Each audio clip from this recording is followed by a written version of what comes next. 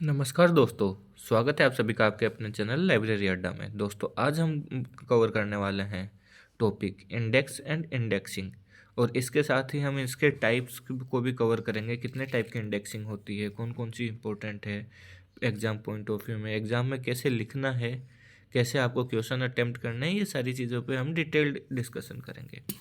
तो चलिए बिना देरी के शुरू करते हैं। देखो, सबसे पहले है इंडेक्स और इंडेक्सिंग, अनुक्रमणिका और अनुक्रमणीकरण। अनुक्रमणिका इंडेक्स क्या है? इंडिकेट शब्द से लिया गया है। कौन सी भाषा के? लैटिन भाषा के इंडिकेट शब्द से लिया गया, जिसका अर्थ है मार्गदर्शन करना, निर्दिष्ट करना या पता लगाना। ठीक है, अर्थ क्या है? मार्गदर्शन करना, निर्दिष्ट करना तथा पता लगाना। अब इंडेक्स क्या होती है? इंडेक्स की बात हम करें अनुक्रमणिका एक विस्तृत सूची है जिसमें ग्रंथ में उपलब्ध सामग्री के लेखक, नाम, पद, विषय, स्थान व अन्य आवश्यक अंश से संबंधित विवरण दिए जाते हैं, जिससे किसी अनुक्रमणिका इंडेक्स डॉक्यूमेंट में संबंध में यह सूचना हो सके कि सामग्री कहाँ से प्राप्त की जा सकती है। अरे यार, इंडेक्स तो आप लोगों ने बनाया होगा ना, कॉपी के सबसे पहले होता है। जैसे कि ऐसे यहाँ पे लिख देते हैं आप सीरियल नंबर, फिर यहाँ पे टॉपिक, यहाँ पे पेज नंबर, और आगे रिमार्क और साइन। ये दो साइन और रिमार्क के ऑप्शन होते थे। Page from to page two, तो मतलब यहाँ पे क्या है कि यहाँ पे आप किसी भी तरह से इंडेक्स बना सकते हो। जैसे बुक्स की लिस्ट बना ली, अब ये बुक कहाँ मिलेगी, किस सेल्फ में मिलेगी आपको, ये किया तो क्या हुआ, ये इंडेक्स बन गया, बिब्लियोग्राफी बन गई। ऐसे ही होता है। अब जैसे कि अनुक्रमणी का हमने पढ़ लिया, मतलब इंडेक्स पढ़ लिया। अब देखो, और कर्मणीकरण क्या होता है, देखो अब इसकी बात करते हैं हम। अनुक्रमणिका तैयार करने की प्रक्रिया को ही अनुक्रमणीकरण कहते हैं। मतलब इंडेक्स को प्रिपेयर करने की, तैयार करने की प्रोसेस को ही इंडेक्सिंग कहते हैं। ठीक है। अब मेथड्स ऑफ इंडेक्सिंग, अनुक्रमणीकरण की विधियां की बात करेंगे तो अनुक्रमणीकरण दो प्रकार के होते हैं। कौन से टाइप होते हैं? दो यहाँ पे दे रखे हैं आपको। पूर्व समन्वित अनुक्रमणीकरण पद्धति यानी प्री कोऑर्डिनेट इंडेक्सिंग सिस्टम। दूसरा है पश्च समवर्ती अनुक्रमणीकरण पद्धति यानी पोस्ट कोऑर्डिनेट इंडेक्सिंग सिस्टम। ये दोनों टाइप होते हैं इंडेक्सिंग के। अब आगे बढ़ते हैं, हम कौन एक एक को डिस्कस करते हैं।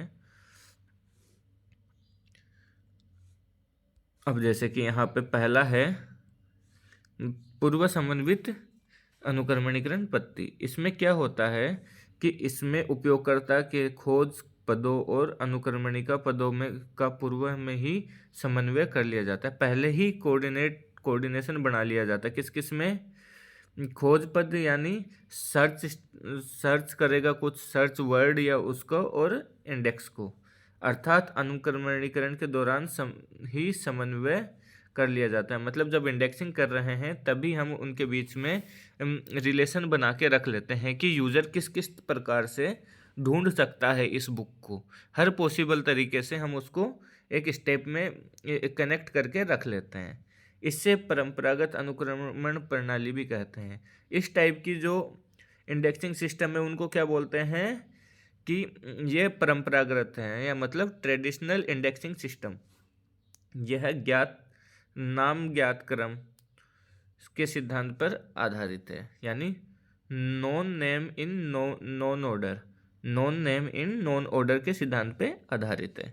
चलिए अब आगे बढ़ते हैं। इस पद्धति में प्रमुख विधियां शामिल हैं। कौन सी? एक तो प्रेसिस है, पॉप्सी है, चेन इंडेक्सिंग है और कंपास है। और भी कई सारी हैं, लेकिन ये सारी इंपॉर्टेंट है। इसमें ये तीनों तो आपको पढ़नी है। इनमें से एक ना एक एग्जाम में ज़रूर पूछी जाती है, इसलिए इसमें हम वीडियो में सारे कवर करेंगे। सारी मैं पढ़ाऊँगा आपको। एक कॉपी पेन लेके लिख लीजिएगा और एक बार बिना देखे भी लिखने की कोशिश कीजिएगा। चलिए अब आगे बढ़ते हैं।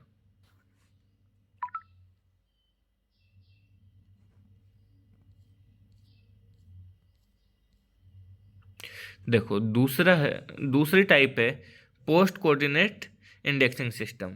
पोस्ट कोऑर्डिनेट इंडेक्सिंग सिस्टम क्या होता है? इस इसमें उपयोगकर्ता के खोज पदों और अनुक्रमणीय पदों के का पूर्व में समन्वय नहीं किया जाता। इसमें पहले कोऑर्डिनेशन नहीं बनाया जाता है, जो क्या नाम है, यूजर जिस शब्द से जिस वर्ड से ढूंढ सकता है उसको और इंडेक्स से, और बाद में समन्वय की संभावना रखी जाती है, और बाद में जब वो पूछता है तब समन्वय की संभावना रखी जाती है। अब इसमें क्या, इसे अपरंपरागत अनुक्रमण प्रणाली भी कहते हैं, इसे नॉन ट्रेडिशनल इंडेक्सिंग सिस्टम भी कहा जाता है। यह प्रणाली बहुवचन एक अवधारणा प्रविष्टि मतलब मल्टी सिंगल कंसेप्ट एंट्री के सिद्धांत पर आधारित है। कौन से पे? Multi single concept entry. इसके एग्जाम्पल होते हैं क्विक, क्वॉक, पिकअबू, यूनिटर्म इंडेक्सिंग सिस्टम, ये सारे इसके एग्जाम्पल है। और भी बहुत सारे हैं, लेकिन मैंने कुछ इंपॉर्टेंट हैं जो हमने ऐड कर लिए। अब हम बात करते हैं प्रेसिस। प्रेसिस क्या होता है?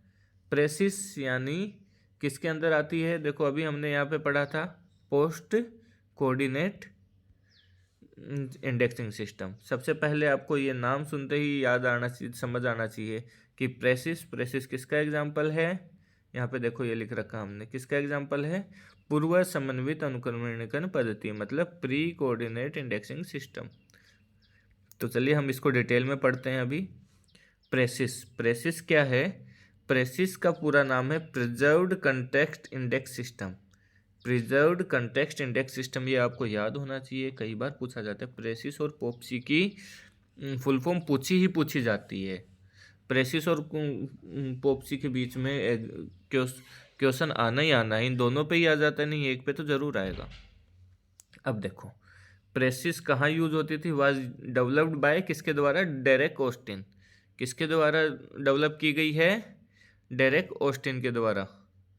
ठीक है। अब दूसरा क्या है? It was used in British national bibliography. कहाँ यूज किया है इसको? ब्रिटिश नेशनल बिब्लियोग्राफी के अंदर इसको यूज किया गया है, ब्रिटिश नेशनल बिब्लियोग्राफी। ठीक है, ब्रिटिश नेशनल बिब्लियोग्राफी में इसको यूज किया गया है। And later replaced by COMPASS in 1990। और उसके बाद में किसके द्वारा इसको प्रतिस्थापित कर दिया गया? कंपास के द्वारा। देखो मैं बताता हूँ, प्रेसिस आया 1968 में, किसने बनाया? डेरेक ऑस्टिन ने। किस में यूज हो रहा था? BNB मतलब ब्रिटिश नेशनल बिब्लियोग्राफी में। लेकिन उसके बाद में क्या किया कि अब इसका अपडेटेड वर्जन या इससे अच्छा बेटर वर्जन आ गया कंपास, जब आया 1990। तो 1968 से लेकर 1990 तक तो प्रेसिस यूज हो रही थी BNB में, और 1990 के बाद में कंपास का यूज करने लग गए। ठीक है, कंपास के बाद में भी हमने दूसरा यूज करने लग गए हैं, लेकिन हमें अभी इसको पढ़ना है तो यहीं तक याद करना है। आगे क्या है? The system employs role operators, codes and logical rules to generate index entries efficiently. अब इसके अंदर क्या क्या होता है? रोल ऑपरेटर होता है, कोड्स होते हैं, लॉजिकल रूल्स होते हैं, क्योंकि वो इंडेक्स की एंट्री करने के लिए प्रभावी तरीके से इन चीज़ों का यूज करता है। प्रेसिस इज हाईली स्ट्रक्चर्ड, ये याद कर लेना, आपको लिखना में आसानी होगी। Precious is a highly structured and precise system for indexing documents. Precious क्या? प्रेसिस एक सुव्यवस्थित और सटीक प्रणाली है जो दस्तावेजों को अनुक्रमित करने के लिए बनाई गई है। ठीक है। It organizes concepts of in a logical sequence, ensuring the main subject and its related aspects are clearly represented. यानी यह अवधारणाओं को एक तार्किक अनुक्रम में व्यवस्थित करता है, जिससे मुख्य विषय और उसके संबंधित पहलू स्पष्ट रूप से प्रस्तुत होते हैं। आइए इनकी संरचना को चरण पर दर चरण समझते हैं। अब प्रेसिस के स्ट्रक्चर पढ़ते हैं हम, फिर इसके कंसेप्ट पढ़ेंगे। ठीक है, देखो यहाँ पे स्ट्रक्चर की बात हो रही है। देखो स्ट्रक्चर ऑफ प्रेसिस की फुल फॉर्म है preserved context indexing system. Precious की संरचना तो देखिए, इसको तो आप छोड़ दो। अब देखो आप यहाँ पे क्या है कि इसको बोलते हैं प्रेसिस को कि 2 लाइन 3 भाग संरचना होती है इसकी, 2 लाइन 3 भाग, 2 लाइन एंड 3 पार्ट, ठीक है। ये इसकी संरचना होती है। ऐसा क्यों होता है? क्योंकि पहली लाइन तो ये देखो, दूसरी ये देखो, ये पहली लाइन हो गई, ये दूसरी हो गई, लेकिन इसके अंदर भाग कितने हैं? 1 2 और ये नीचे वाला डिस्प्ले 3। लीड, क्वालिफायर और डिस्प्ले, ये 3 इसके क्या हैं? भाग हैं। लेकिन लाइन कितने हैं? 2 लाइन है। ये कॉम्पिटिटिव एग्जाम में भी बहुत बार पूछा जाता है और आपको इसके अंदर भी लिखना है, थ्योरी के पेपर में भी लिखना है। चलिए आगे बढ़ते हैं। अब एक एक टर्म को समझते हैं हम, एक एक भाग को। जैसे कि लीड, लीड क्या है? लीड मुख्य शब्द, लीड टर्म का मतलब है ना। तो क्या है? द मेन सब्जेक्ट और फोकस ऑफ ए ऑब्जेक्ट, मुख्य विषय का दस्तावेज, मुख्य विषय या दस्तावेज का फोकस, ठीक है। दूसरा, it is primarily entry point in the index, मतलब यह अनुक्रमणिका में क्या करता है? प्राथमिक प्रविष्टि बिंदु होता है। Example, library automation. लेकिन देखो मैं आपको अच्छे तरीके से बताता हूँ, लीड का क्या रोल है। लीड है, यह यूज़र अप्रोच टर्म होती है कि जिससे यूज़र सर्च कर सकता है। अब देखो आपको ये सारी चीज़ें याद ना रहे, मैं मानता हूँ ये याद नहीं रहेगा क्योंकि थोड़ी कॉम्प्लिकेटेड लाइन्स हैं, तो मैं आपको बता रहा हूँ, आप ये बात ध्यान से सुनिए। लीड टर्म होती है, ये क्या होती है? यह यूज़र अप्रोच टर्म होती है, मतलब जिस वर्ड से यूज़र या पाठक कुछ ढूंढ सकता है उसे यूज़र अप्रोच टर्म कहते हैं, जिससे यूज़र सर्च करता है, ठीक है। अब आगे चलते हैं क्वालिफायर। देखो क्वालिफायर का मतलब होता है विशेषक। Qualifier provides additional information about the lead term. अब ये देखो कि क्या नाम है, जो लीड टर्म है जो हमने पहले वाली पढ़ी है, जो जिससे यूज़र क्या सर्च कर सकता है, उसको क्या एडिशनल इंफॉर्मेशन देता है, अतिरिक्त जानकारी प्रदान करता है। इट हेल्प्स इन स्पेसिफाई और नैरो डाउन द कंसेप्ट। ये क्या नाम है, क्या करता है, आगे बढ़ लेते हैं ना अपन हिंदी में। यह अवधारणा को निर्दिष्ट और संकुचित करने में मदद करता है, ठीक है। अब इसका एग्जांपल है लाइब्रेरी ऑटोमेशन, यानी किसमें? शैक्षणिक पुस्तकालयों में। लाइब्रेरी ऑटोमेशन इन एकेडमिक लाइब्रेरीज, ठीक है। स्पेशलाइजेशन दे दिया। देखो पहला पुस्तकालय शौचालन या लाइब्रेरी ऑटोमेशन था, कौन सा? Lead term. और उसके बाद क्या हुआ? क्वालिफायर क्या हो गया? इन एकेडमिक लाइब्रेरीज, क्योंकि ये एडिशनल इन्फॉर्मेशन है, अतिरिक्त जानकारी आ गई। लाइब्रेरी ऑटोमेशन किसका करना है? एकेडमिक लाइब्रेरीज का, इसलिए। अगला है डिस्प्ले। डिस्प्ले क्या होता है? डिस्प्ले भी मैं बता ही देता हूँ आपको। डिस्प्ले होता है, यह स्ट्रिंग का बाकी बचा हुआ भाग होता है। जो स्ट्रिंग होती है उसका बाकी बचा हुआ भाग किसको बोलते हैं? किसको बोलते हैं? डिस्प्ले को।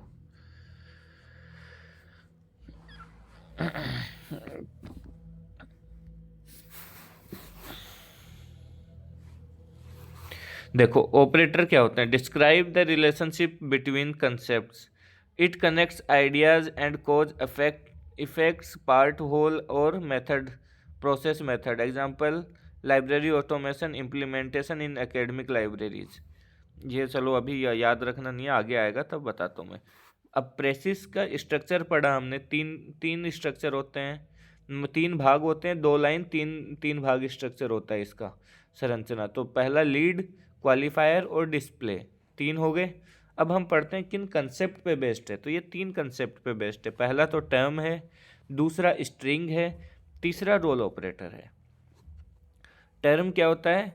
वर्बल रिप्रेजेंटेशन ऑफ कंसेप्ट है। वर्बल रिप्रेजेंटेशन ऑफ कंसेप्ट का मतलब हुआ कि मौखिक प्रदर्शीकरण या कुछ ऐसे समझ लो आप। और दूसरा, इट में कंटेन 1 और मोर वर्ड्स। इसमें क्या है? एक शब्द या एक से अधिक शब्द हो सकते हैं। अब दूसरा है स्ट्रिंग। स्ट्रिंग, इसका use articles, connectives and prepositions को हटाकर किया जाता है। स्ट्रिंग का मतलब होता है कि स्ट्रिंग में जो भी वर्ड्स टाइटल्स का हम यूज करते हैं उसमें आर्टिकल मतलब ए एन द, कनेक्टिव्स मतलब क्या होता है, कनेक्टिव्स का मतलब होता है जो संयोजन करने वाले, जैसे एंड और ऐसे चीज़ें, और प्रीपोजिशन मतलब जो इन ऑन इन सब का भी यूज़ हम हटा के करते हैं। ठीक है। अब रोल ऑपरेटर क्या होते हैं, एक बार यहाँ से पढ़ते हैं फिर मैं आपको आसान भाषा में समझाता हूँ। Role operators in PRECIS are special symbols और codes that show the relationship between different concepts in within an index string. They help clarify how concepts interact, ensuring the context in preserved and the sequence terms in logical structured. अब हिंदी में एक बार पढ़ लेते हैं। वे विशेष प्रतीक या संहिता होते हैं जो किसी विषय स्ट्रिंग मतलब सब्जेक्ट स्ट्रिंग में एक शब्द का दूसरे शब्द से संबंध दर्शाते हैं। ये अवधारणाओं के आपसी संबंध को स्पष्ट करते हैं जिससे अनुक्रमणिका इंडेक्स सुसंगत और व्यवस्थित बनी रहती है। देखो आप समझ गए होंगे अभी, और मैं और दूसरी भाषा में समझाऊं कि ये वो कोड सिंबल होते हैं जो कंपोनेंट टर्म का फंक्शन बताते हैं एवं स्ट्रिंग को इसकी जगह फिक्स करते हैं। स्ट्रिंग में अपनी इसकी जगह फिक्स करते हैं किसी भी कंपोनेंट की। मतलब कंपोनेंट क्या हुआ यहाँ पे, जो टर्म है जिससे यूजर ढूंढेगा उसको। रोल ऑपरेटर इंडेक्स एंट्री में नहीं आते, रोल ऑपरेटर इंडेक्स एंट्री में नहीं आते, स्टार बना के लिख लीजिए। इनका प्रयोग खाली इंडेक्सर की मदद करने के लिए किया जाता है। इंडेक्सर यानी जो इंडेक्स करने वाला है। रोल ऑपरेटर इंडेक्स की एंट्री में नहीं आते, लेकिन इनका यूज किया जाता है किस लिए, कि इंडेक्सर की मदद हो सके इसलिए। चलिए अब आगे बढ़ते हैं। रोल ऑपरेटर्स क्या क्या होते हैं। रोल ऑपरेटर दो प्रकार के होते हैं, प्राइमरी रोल ऑपरेटर और सेकेंडरी रोल ऑपरेटर। मतलब समझ गए, यानी प्राथमिक भूमिका संचालक और द्वितीयक भूमिका संचालक। प्राइमरी रोल ऑपरेटर कौन से होंगे, जैसे कि आपको यहाँ पे दे रखा है मैंने, ये 0 1 2 3 4 5 6। अब इसमें क्या होता है कि देखो, 0 का मतलब होगा लोकेशन, स्थान को दिखाता है। 1 का मतलब की system, things when action is not present, a thing toward which an action is directed. Example, object of transitive action, performer of transitive action. यानी हिंदी में बात कर रहे तो ये प्रमुख प्रणाली होगी जिसमें क्रिया का उद्देश्य होता है। दूसरा होगा एक्शन, इफेक्ट ऑफ एक्शन, क्रिया या उसके प्रभाव। तीसरा होता है, 3 लिखा है तो इसका मतलब होगा performer of transitive action, agent, instrument, intake, factor, ऐसा। तो हिंदी में बात करें तो क्रिया करने वाला, कारक या साधन। चौथा पॉइंट है व्यू पॉइंट एज फॉर्म, दृष्टिकोण के रूप में। पांचवा है selected instance, study region, study example, study sample population, चयनित उदाहरण या क्षेत्र। अब छठा है form of the document, target user. आपको ये नाम याद होने चाहिए पेपर में लिखने के लिए कुछ भी, जैसे कि इसमें याद रखो आप लोकेशन, इसमें की सिस्टम, इसमें एक्शन, इसमें performer of transitive action, view point as form. उसके बाद में करोगे आप क्या, सेलेक्ट इंस्टेंस और फॉर्म ऑफ द डॉक्यूमेंट। ठीक है, टारगेट यूजर या फिर अब सेकेंडरी रोल ऑपरेटर क्या होते हैं इनकी बात कर लेते हैं। सेकेंडरी रोल ऑपरेटर है F G P Q R S T U. आपको सीधा सीधा ये भी याद होने चाहिए कौन से एफ है, जी है, F G P Q, F G H नहीं है, आई जे के एल एम नहीं है, वो तो आप याद रख लोगे। देखो एफ जी है, पी क्यू है, आर एस है, टी यू है, दो हैं एक साथ वाले। ठीक है। अब एफ का मतलब क्या होता है, बाउंड कोऑर्डिनेट कंसेप्ट यानी बंधित समन्वय अवधारणा। जी का मतलब होता है स्टैंडर्ड कोऑर्डिनेट कंसेप्ट यानी मानक समन्वय अवधारणा। पी का मतलब होता है पार्ट प्रॉपर्टी, मतलब भाग या गुण। क्यू का मतलब होता है member of quasi generic group, अर्ध सामान्य समूह का सदस्य। आर का मतलब होता है असेंबली यानी समुच्चय। एस का मतलब होता है रोल डिफाइनर डायरेक्शनल प्रॉपर्टी, भूमिका परिभाषक, दिशा दिशा निर्धारक गुण। टी का मतलब होता है ऑथर एट्रीब्यूटेड एक्शन यानी लेखक या निष्पादित कार्य। और यू का मतलब होता है टू वे इंटरेक्शन यानी दो तरफा संपर्क। इसकी अब हम एक बार वापस से एडिशनल इन्फॉर्मेशन भी वापस से पढ़ लेते हैं, वैसे ज़रूरी नहीं है, हमने पढ़ लिया है, लेकिन प्रेसिस वाज इंट्रोड्यूस्ड इन 1971। ठीक है, कंसेप्ट क्या है, 1990 में कंपास के द्वारा इसको प्रतिस्थापित कर दिया गया। The syntax of PRECIS is based on role operator, codes and logical rules which act as instructions of the computer. Role operator क्या होता है, स्पेसिफाइज द ग्रामेटिकल रोल और फंक्शंस ऑफ इंडेक्स टर्म्स।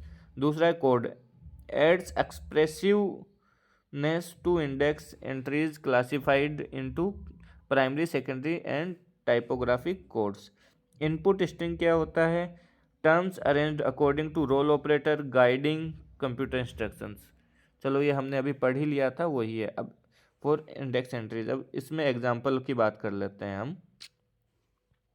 देखो एग्जाम्पल हमने किया था पहले ही, इसको शामिल किया था हमने कि library automation implementation in academic libraries. तो लीड टर्म क्या होगा, लाइब्रेरी ऑटोमेशन हो गया। क्वालिफायर टर्म क्या होगा, इन जो मुख्य पद है उसको क्या करे, एडिशनल इन्फॉर्मेशन दे।